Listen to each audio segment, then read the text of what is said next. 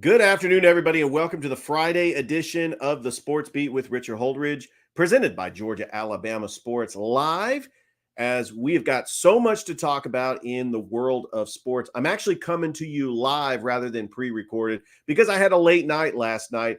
I helped Thrift Behringer call the Thursday night high school football game. I will get into that as Northside did defeat Griffin, and I'll go ahead and recap the other games that happen around the Chattahoochee Valley for Thursday night high school football.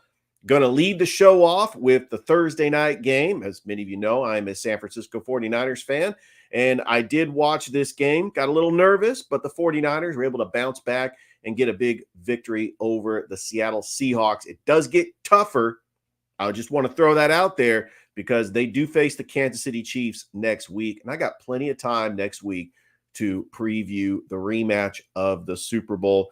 The Yankees making it back to the ALCS, and they're trying to go for a World Series as they defeat the Kansas City Royals. I'll talk about that. We've got a best of five, winner take all game between the Dodgers and the Padres later tonight.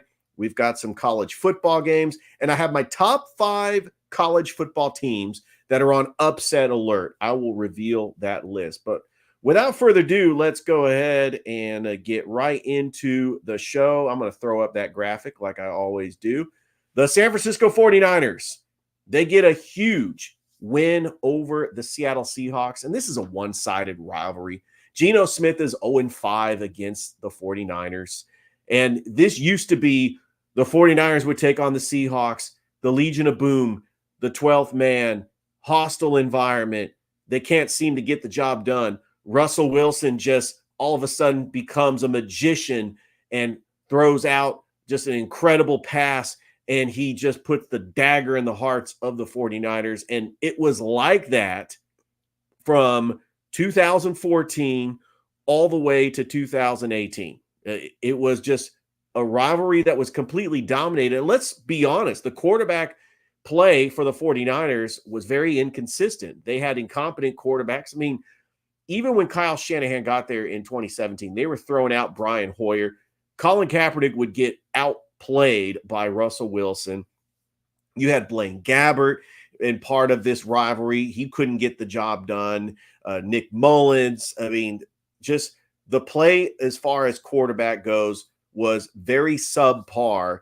And since Russell Wilson left the Seattle Seahawks, the Seahawks have been good. It's just this rivalry has not been the same. And how about Brock Purdy? 3 touchdown passes. He looked amazing. He had a quarterback QBR of 90. And Brock Purdy is the real deal. I hope he gets a big contract in the offseason. Little worried about this game. The 49ers do what they do in the first half. It's scripted plays by Kyle Shanahan. They jump out to that 16-3 lead at halftime. They get another touchdown, and they're up 23-3. But then, like the 49ers always do, like they've done the last 2 losses, they've blown double-digit leads. Was I starting to get nervous? Of course I was. They were up 23-17, and the Seahawks had the ball. But the 49ers defense held their own. Geno Smith threw 2 picks. I mean, he threw just a bonehead interception that pretty much sealed the deal. And then the rookie, Isaac Guerendo. I'm hoping that the 49ers found their next best running back. He had a 76-yard run. He finished the day with 99 yards rushing. And when you have Christian McCaffrey on the IR, Elijah Mitchell's out for the season, Jordan Mason ended up leaving the game because of an injury. The 49ers are just doing it with duct tape right now. And you had defensive stars that are out, like Talona Hufanga. I forgot to mention Dre Greenlaw. Hopefully he'll be back pretty soon. This was a must-win game for the 49ers after giving up a game last week to the Arizona Cardinals, which they should have won. The Seahawks lost to the Giants last week, and now the Seattle Seahawks have lost 3 straight. They started out 3-0. They are now 3-3 along with the San Francisco 49ers. And so the 49ers right now are atop of the NFC West. It gets harder next week because guess who they have to play? Yes, that's right. Patrick Mahomes and the Kansas City Chiefs, who come in with a 5-0 record. And by the way, Andy Reid's record when he comes off of a bye is 21-3. Andy Reid is pretty much automatic coming off of a bye. I really don't like the chances of the 49ers. The last time in the regular season that they played the Kansas City Chiefs at Levi Stadium, Patrick Mahomes torched that defense and put up 44 points. You don't think Patrick Mahomes is going to do this again? I don't trust the 49ers defense to stop Patrick Mahomes. I didn't trust them in the Super Bowl, even though they dominated in that first half. The Chiefs are going to find a way to win this game because this is a big game in their mind. It's a rematch of the Super Bowl. Can the 49ers win this game? Of course they can. But everything has to be perfect and fall into line.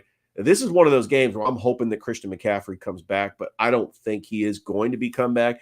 They're going to have to run the football. Because if you rely on Brock Purdy to be back in the pocket and try to pass, Chris Jones is coming for you.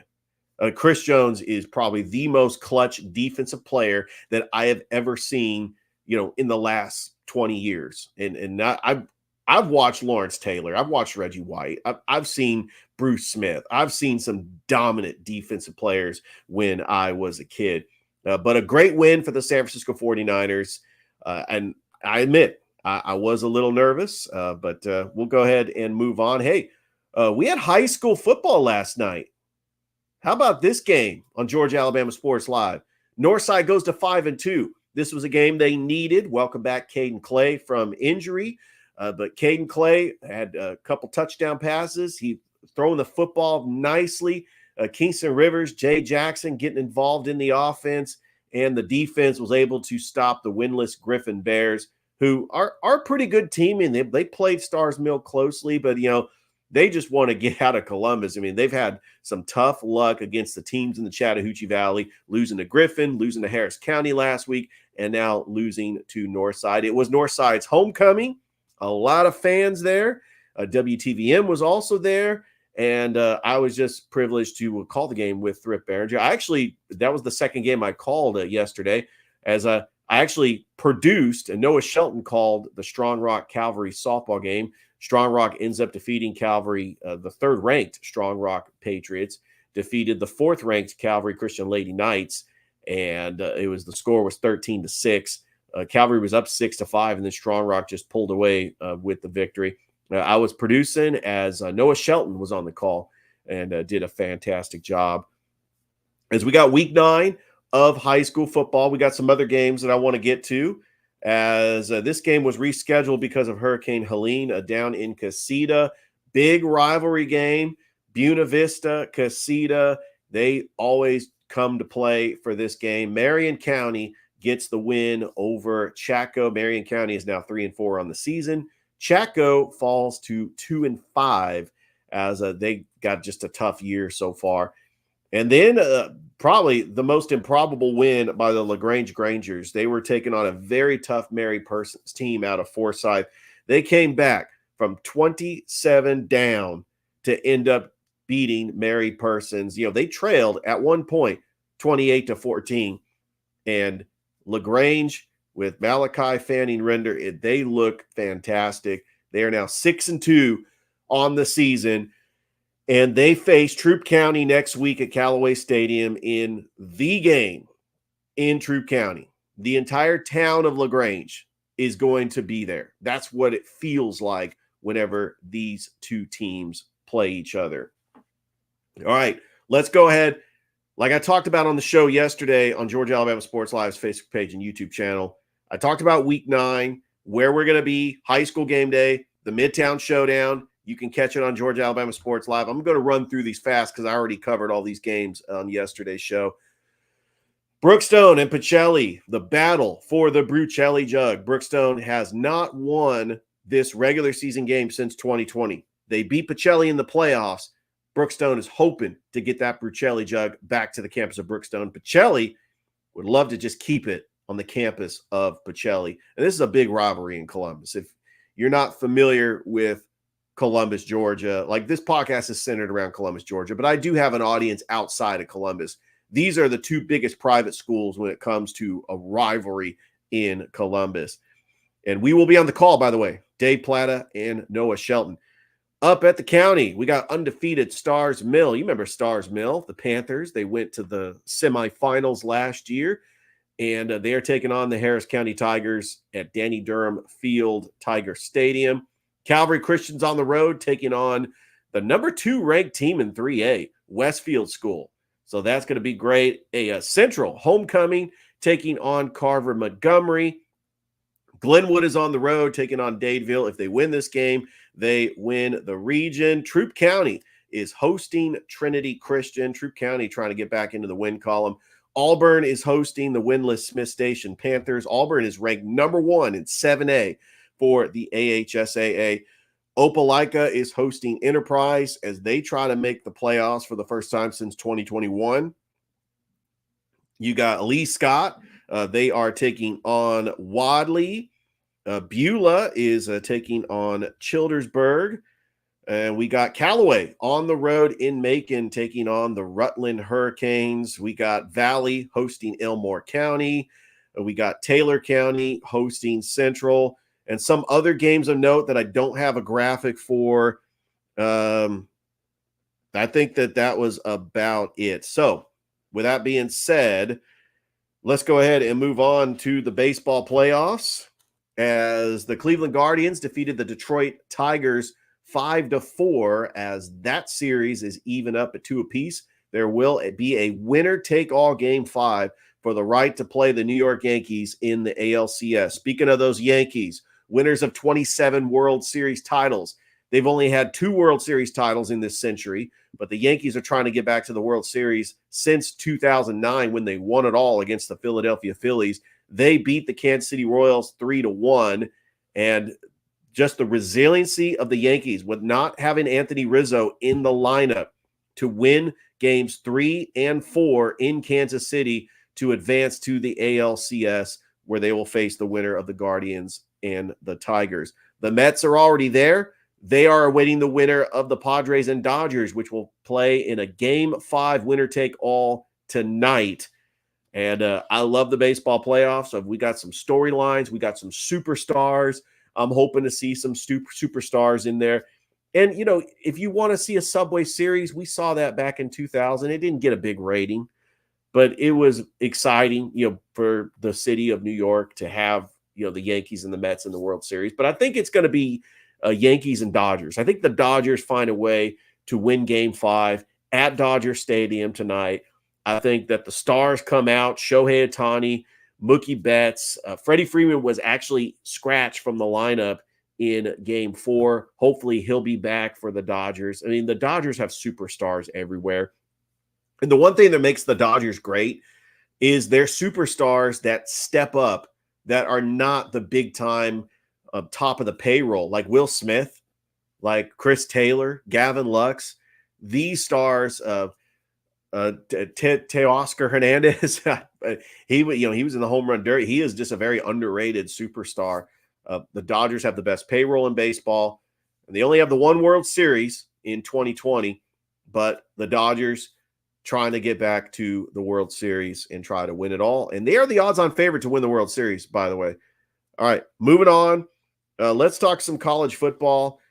We did have some action Thursday night college football. James Madison ends up defeating Coastal Carolina 39-7. A lot of people think that James Madison might be that sleeper pick to be the group of 5 in the college football playoff. I actually think so. I think that would be a good pick, James Madison, especially after the way they beat North Carolina. Louisiana Tech ends up defeating Middle Tennessee State 48-21. We also had Western Kentucky ended up defeating UTEP 44-17. We got some games later tonight as we've got Friday night college football. Northwestern is taking on Maryland, a Big Ten battle. UNLV is taking on Utah State. And UNLV, after losing to Syracuse in overtime last week, I think that their chances of making a group of 5 playoff is diminished. And I think that it's not the quarterback Sluka who decided to, redshirt and transfer out because he felt like his NIL deal was not great. I was rooting for UNLV. I wanted to see UNLV do well this year because I like Barry Odom as a coach. I love the facilities. I think that Vegas is one of those underrated sports markets that has champions like the Las Vegas Aces, the Vegas Golden Knights. They have some great champions, and I was really pulling for UNLV. Plus, I was a big UNLV fan when I was a kid for the UNLV Running Rebels. Larry Johnson, Stacey Augmon, Greg Anthony, Anderson Hunt, all them. All right, and then we also have a big Big 12 showdown between Utah and Arizona. I'm not going to say Utah is on upset alert, but the health of Cam Rising has always been a question, and that's why I think that Utah, it can easily be beat, but I do think they're one of the most physical teams in college football. All right, without further ado, my top 5 teams that are on upset alert. My criteria was if you are ranked and you are taking on an opponent that is unranked. And so it kind of works out that way. Sometimes the unranked opponent gets undervalued. And I didn't even look at the spread. But my first team, and I'm going to go in order. It's not really a ranking. It's really just 5 teams. I picked 5 teams that I think are going to be on upset alert. Let's start with Penn State. They are taking on the USC Trojans at the Coliseum. The reason why I think that Penn State is going to be on upset alert. Penn State is a slight 3.5-point favorite. They are 5-0, but it's USC. It's the Coliseum. And I think that Miller Moss could have a great game. I still am a believer in Lincoln Riley. I know that USC lost 2 games that they had no business losing to. I mean, you lose to Minnesota. I mean, that is terrible. I mean, the Michigan loss was a good loss, but I couldn't believe they lost to Minnesota the way they did. I think that USC is looking for a bounce back game, and this would be the perfect opportunity to upset a Penn State team that's ranked 4th. I mean, do you think that Penn State is the 4th best team in college football? They still got to play at Ohio State, and they don't play Michigan this year, but, could Penn State, if they beat USC, could they get into the college football playoff just for the simple fact that their toughest opponent after that, I'm looking at the schedule, is Ohio State, and they play Ohio State in Happy Valley. That could be a game that Penn State could end up winning. But do you think that they could be overlooking USC? They do have a bye next week as they prepare for Ohio State. I'm wondering if Penn State is going to be overlooking USC. I love the quarterback for Penn State. Drew Aller having a fantastic year. He's got 9 touchdowns. He's passing for over 1,100 yards. And then Miller Moss, the good quarterback battle for both Penn State and USC. This is the 3:30 game on CBS. So if you guys were wondering why the CBS games have been snooze fest, hopefully this will be a little bit better, as Brad Nessler and our favorite color commentator, Gary Danielson, will be on the call. That's going to be a fun matchup. My next team that is on upset alert is Pitt. Pitt is ranked, and they are 5-0. And it's been a while since they've been 5-0. And Pitt has had some pretty good wins, but don't sleep on Cal. Cal is a very underrated team that should have beat Miami last week. And Cal played Florida State tough. I mean, of course, they beat Auburn. And Pitt, they're 5-0, but who have they played? Pitt has not played anybody. Cal is not afraid to play somebody on the road. I'm calling it that Cal outright beats Pitt in an upset. Pitt is only favored by 3.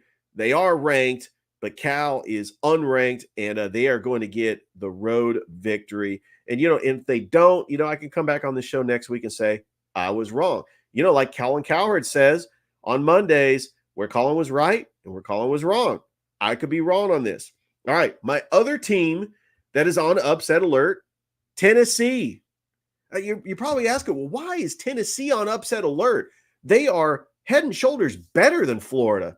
Now, hang on just a second. Florida has owned this rivalry. Tennessee in the last 20 years have only beaten Florida 3 times. I mean, I counted it up. Something about this Tennessee-Florida rivalry. They used to play it in September, but now they're starting to play it in October. Even if the game's in Knoxville, but Florida, they step up and they play lights out anytime they play Tennessee.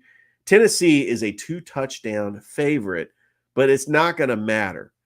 I think that whether it's Graham Mertz or DJ Lagway that starts a quarterback for the Florida Gators, the question is, will Nico Iliamavea not make the big mistake? Tennessee should have beat Arkansas, but Arkansas was just playing better football. You cannot cough the football up against Florida. You cannot make the big mistake. I expect Tennessee to win, but it would not shock me if Florida ends up beating Tennessee, which, by the way, if they beat Tennessee, Billy Napier's saving his job. He is not going to be fired. Florida is 3-2 right now, and they had a pretty impressive win over Central Florida. If you look at the losses, they lost to Miami, which is in, the top 10, and they lost to Texas A&M, who is a very talented team. So 3-2 right now, even though they got mishandled and pushed around. Tennessee, if they are the better team, they need to dominate this game. But I could see Florida keeping it close. I would take the points in this game. All right, my other team that is on upset alert, and I don't think it's really an upset. Both teams are 4-1, but the fact is the Kansas State is ranked and Colorado is not. Maybe people, especially the voters, are undervaluing Colorado. Kansas State is a 3.5-point road favorite, but it is Colorado. Some crazy things that happen, primetime games from Colorado. This game is going to be at 10:15 at night. I mean, if you're staying up watching this game, I mean, it could be one of those where Shedeur Sanders ends up throwing another Hail Mary and then Travis Hunter gets a big interception. I think that Colorado is 4-1, and they are doing it off the superstardom of Shedeur Sanders and Travis Hunter. We might have two players from Colorado go number 1 and number 2 in the 2025 NFL draft. They are superstars, but the big question is line play. Colorado doesn't have a whole lot of depth, but Colorado just might win this off emotion. So I'm picking Colorado in the upset over Kansas State because they are playing at home, and I don't really think that's much of an upset. Okay, my fifth and final team that is on upset alert, Iowa State. Oh, no. I know. They're playing West Virginia in Morgantown. They are a 3-point road favorite, but they are 5-0, and they are ranked 11th. That's really high for an Iowa State team that, let's be honest, they are 5-0, but who have they played? I mean, they did beat Iowa. I'll give them that by 1 point. That was a rivalry game. They beat Houston, who's not very good, and they beat Baylor, and they beat North Dakota, and they beat Arkansas State. They haven't played anybody, but they're 5-0, and the voters might have thought that Iowa State might be one of the favorites to win the Big 12. But don't get me wrong, they beat West Virginia on the road. They don't really have a tough game until they play Utah, and that's going to be at home. Yeah, they play Kansas State to finish out the season. What if Iowa State goes undefeated and they win the Big 12, they get into the college football playoff? Or what if they have one loss? Does a one-loss Iowa State team get into the college football playoff? Well, I don't know. Some SEC teams might think, well, hey, I don't think they've played anybody. They shouldn't get into the college football playoff with one loss. Well, hear me out then. I think that the SEC still is going to get like 5 teams in the college football playoff. I'm excited about college football. Of course, the local teams, Alabama taking on South Carolina, Georgia taking on Mississippi State. Georgia Tech is on the road taking on North Carolina. You got so many great matchups. And really, the game of the week, which could be the game of the year, Ohio State and Oregon. I'm picking Ohio State to win this game. I don't think that Oregon should be ranked 3rd. I'm not a believer in Oregon being an elite team like an Ohio State, an Alabama, a Texas, or a Georgia. I mean, those teams are in a much bigger class, a top tier of college football. Oregon's not quite there. Sometimes Oregon will play inspiring football. I like Dan Lanning as a coach, but I'm just not a believer in Oregon having the same roster as an Ohio State. I mean, Ohio State's roster is loaded. I mean, Travion Henderson and Quishon Junkins alone could be the two top running backs in the league. Jeremiah Smith is playing out of his mind. You think Ryan Williams is playing out of his mind at Alabama. Jeremiah Smith is right up there as well. And then Will Howard is just going to continue to get better. This is going to be the biggest test for Ohio State until they actually get into the college football playoff. And when I do my college football playoff projections every Monday, I've had Ohio State as going undefeated and being either number 1 or number 2 in the entire country. But this is one of those games where if they are going to lose, it's on the road. This is a game where they could lose, but I don't see them losing. I think they're going to get up for this game. And then we have Ole Miss and LSU. One of these teams is going to finish with 2 losses. And I just don't see LSU losing in Death Valley with all those fans in a hostile environment. Yeah, it's definitely not going to happen. All right, NFL. We got NFL Week 6. The Atlanta Falcons taking on the Carolina Panthers. They are a 6-point favorite. The Panthers decided to go back to Bryce Young. Remember what happened last year when the Atlanta Falcons played Carolina, who was a terrible team? They lost 9-7. And it was mainly because Desmond Ridder just cost them the game. And it doesn't matter, Desmond Ridder, Taylor Heineke. Well, things have changed for the Atlanta Falcons. They now have Kirk Cousins, who is starting to get confidence. Darrell Mooney is a very underrated wide receiver. The Bears didn't utilize him as well as they should have. I think he could be a 1. But, you put a lot of stock into Drake London. You drafted him in the first round. Everything needs to click for the Falcons because it better. They draft Bijan Robinson, Drake London, and Kyle Pitts all in the first round. They used all their first-round picks on offensive skilled players. The Falcons need to do something and do something big, especially they gave all that money to Kirk Cousins. I do believe the Falcons are going to make the playoffs. I think they can make some noise in the playoffs, especially in a wide-open NFC. I'm not a believer in the Eagles. I think the Packers are still young. I think the Detroit Lions, they're still the Lions until somebody else tells me otherwise. They were just playing off of emotion last year. The Vikings are undefeated, but we don't know how long that's going to last. Why not the Atlanta Falcons? Why can't the Atlanta Falcons get to a Super Bowl and win the whole thing? Anyway, they play the Panthers, 4:25 kickoff. Some of the other games, the London game, 9:30 in the morning. You got the Jaguars taking on the Bears. Trevor Lawrence, is he going to start? Are they going to Mac Jones? Trevor Lawrence has looked awful. The Jaguars actually did get a win.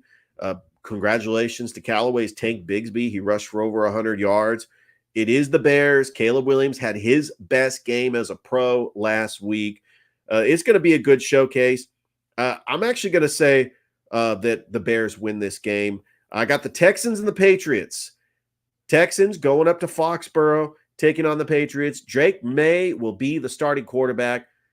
I don't know. This could be a very interesting game, but I think the Texans end up getting the win here.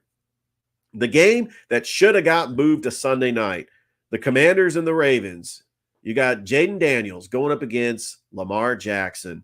I do think the Ravens win here. The Eagles and the Browns, complete mismatch. I think the Eagles, which are, by the way, a 9.5-point favorite, rightfully so. The Browns are terrible. I think the Eagles win here. The Cardinals and the Packers, I think the Packers get the win in Lambeau. And but I do like the matchup. This is a very intriguing game. I know I got the NFL Red Zone. I'll watch this game because it's Kyler Murray. He looks fantastic. Jordan Love, he makes all the right decisions. I think that Green Bay, which is one of the top teams in the NFC, get the win. Buccaneers and Saints. The Saints are going to start Spencer Rattler. This is a mismatch. I know it's playing in New Orleans. And the Tampa Bay Buccaneers felt they should have won against the Atlanta Falcons. I think that Baker Mayfield ends up getting the win here. Indy and Tennessee. The Titans are a slight favorite. I mean, I don't trust Will Levis. I don't think he's a very good quarterback, but the Titans are playing at home. They got some good pieces. The Colts are going to have Joe Flacco. You know what? I'm going to say the Colts are going to win because Joe Flacco there's something magical about Joe Flacco playing at his age. And, he led the Browns to the playoffs last year. I mean, that was just unthinkable. Chargers and Broncos, Justin Herbert, he is hobbling a little bit, but, he's going to be starting. I don't think that all those players that the Chargers had that were out, I think they are going to be back. The Denver Broncos are really playing with smoke and mirrors. I mean, they won 3 straight. Bo Nix is a pretty good rookie quarterback, but I think they come down to earth, and I think the Chargers end up getting the win here. And then the Steelers and the Raiders. The Steelers did not look very good Sunday night against the Dallas Cowboys, coughing up that lead, and the Cowboys ended up winning that game. The Raiders, they're going to Aiden O'Connell. They need a quarterback. I know that Coach Antonio Pierce says everything's all well with Devontae Adams. Probably not. He still wants out. This is going to be a game where there's going to be more Steelers fans than Raiders fans at Allegiant Stadium. The Steelers get the win here. The Fox game of the week, the Lions and the Cowboys. We're going to get to see Kevin Burkhardt and Tom Brady once again. How do you feel about Tom Brady as a commentator? I actually think he's doing okay. It's just that when I'm listening to a game, I'm not thinking, oh, that's Tom Brady. He's not like Tony Romo. I mean, he's doesn't really have a niche yet. He doesn't really have any catchphrases or standing out as a broadcaster just yet. But we'll get to see, Kevin Burkhardt and Tom Brady once again call a fantastic game, which I think the Lions favored by 3. I think the Lions go into Jerry World and get the upset against the Cowboys. Well, it's technically not an upset. The Lions are favored. And the Sunday night game, why is this a Sunday night game? I don't know. Bengals and Giants. Maybe the schedulers thought that the Bengals would be one of the top teams in the AFC. They're 1-4. They're not. The Giants, which they almost waived Daniel Jones, but Danny Dimes has actually proven that he can be okay. Because I don't think Brian Daboll's a bad coach. I actually thought that Brian Daboll would be on the hot seat, especially after they got blown out by the Vikings in week 1. But the Giants are 2-3. Huge win against the Seattle Seahawks last week. They almost beat the Dallas Cowboys. And, they did lose to the Commanders. They've had some close wins, some close losses. But I do believe that the Giants have some good pieces. I like Kayvon Thibodeau as a defensive end. And that is the Sunday night football game. The Monday night football game, the Jets, they fired their coach, Robert Saleh. Jeff Ulbrich is now the interim coach. They are taking on the Buffalo Bills, who lost 2 straight. I see the Bills winning this game. Aaron Rodgers has looked terrible as a starting quarterback, even though the Jets have a pretty good defense. And is this going to be those situations if the Jets win and they start winning because of their interim coach? Do they give the job to the interim coach? You always see teams that play inspired football when you get an interim coach in there. This is what happened with Antonio Pierce with the Raiders. It's going to be a fun week. I cannot wait. We got NBA preseason going on, the WNBA finals. I mean, you talk about a team with resiliency. The Minnesota Lynx, who had the best defensive player in the WNBA, and Alphesia Collier, 15 down, ends up defeating the New York Liberty in overtime, 95-93. Can the Liberty catch a break? They've never won a WNBA title. They have gotten close. They've had superstars like Rebecca Lobo. Now they have Breanna Stewart and Sabrina Ionescu. Look, the WNBA is great. I know that half the audience left when Caitlin Clark got eliminated, but I still think the WNBA is great. And I do want to throw it back to the local stuff in Columbus, because this is a podcast based in Columbus. I'm going to be on the call tomorrow for Pacelli in their volleyball tournament in the GIAA. The first round, they are taking on Mount DeSales at 2:00. You can catch that game on Georgia Alabama Sports Live. And congratulations to the Columbus Lady Blue Devils, as they are 2A Area 1 champions, as they defeat Sumter County in 3 sets. They will host a volleyball tournament in the playoffs as well. The Northside Lady Patriots, they won the region champions, and they will host next week on October the 16th at Wednesday around 3 o'clock. We hope to have that game on Georgia Alabama Sports Live, but we will find out. All right, let's throw it back to the NHL. I know it's early. We had opening night. So far, the New Jersey Devils, they've got 4 points. The Utah Hockey Club with 4 points, and the St. Louis Blues with 4 points. And then, my lowly Sharks, oh, man, they lose in overtime to the St. Louis Blues in San Jose.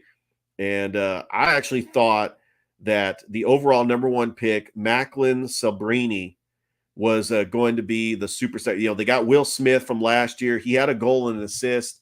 Look, I don't talk much NHL on this show since the Thrashers left in 2011. But I want to talk some more NHL because, I try to have Tom Callahan on, and not this show, but maybe the Georgia Alabama Sports Live show. We got River Dragons hockey coming up, and he's a big NHL fan. We just have so many great hockey teams. The defending Stanley Cup champion Florida Panthers, they really highlight, the NHL so far, winning the Stanley Cup for the first time in franchise history. But yeah, want to see my Sharks do well. Nice to see the Utah Hockey Club winning 2 games, and they got 4 points early on in the season. I mean, we're just around the corner from college basketball. I mean, that is going to be fun. And then, of course, high school basketball. The MLS is wrapping up their season. The final game is going to be this Saturday. Atlanta United will take on Orlando SC. I don't think I think that they have been eliminated from the playoffs. Well, they're 3 points behind DC and Montreal. So I think that Atlanta United is going to miss out on the playoffs. And it's very unfortunate because Atlanta United, I've always rooted for them, and I've wanted to see them do well in the playoffs.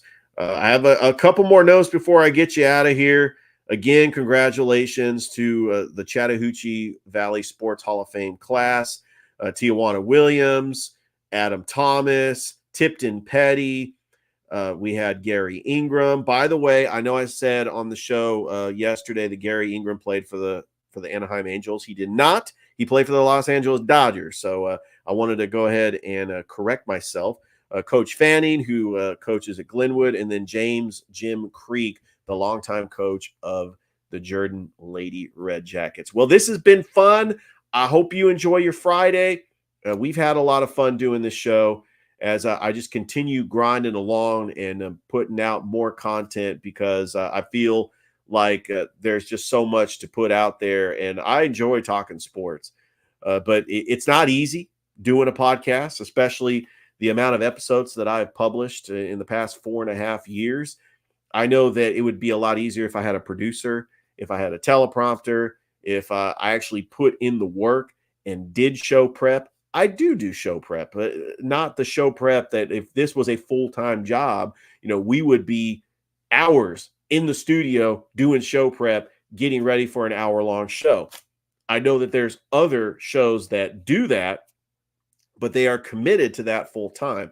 With that being said, I love sports and I love talking about sports. And if you want to be a guest on the show, just message me. I will try to get you on. I know that I've been busy. Like, I'm doing this live because we had a late night last night calling the Northside Griffin game. And usually Friday show, I try to get on like right after the Thursday night game to have my instant reaction. And then it airs on Fridays at noon. And so usually that's a pre-recorded show. This show, I'm actually going live. And so in a couple hours, we are going to be at Otis Spencer Stadium for high school game day. It's the Midtown Showdown, as I will be on the call. We're going to have some great guests. We're going to probably have the entire cast of Office Hours, Real Life of an Athletics Director. That would be incredible. I actually threw that idea out. But we are going to interview the Hardaway Athletic Director, Coach Kendall Mills, and the Columbus Assistant Athletic Director, Coach Danielle McCoy, as they are one half of Office Hours. And hopefully we can have the entire cast. That would be incredible. And then, of course, the trophy that they're playing for will be featured, and we'll have that on the table. It's high school game day, Otis Spencer Stadium, 5:30. We're going to be with the tailgaters. We want to make this a big deal because it is a big deal. This is a huge rivalry, and I love the fact that they brought it back because they're now in the region, and they're now calling it the Midtown Showdown. We also have the battle for the Brucelli Jug. That's going to be at Diamond Field. I can't wait. It's week 9 of high school football. And also, don't forget that Thrip Aarons and I will have our GIAA high school football scoreboard show that will air later tonight, 11 o'clock on the GIAA's Facebook page and GIAA.tv. Thank you once again for tuning in, and I hope everybody has a great rest of your day. Have a great weekend, everybody. Enjoy all the games, and we'll see you back here Monday.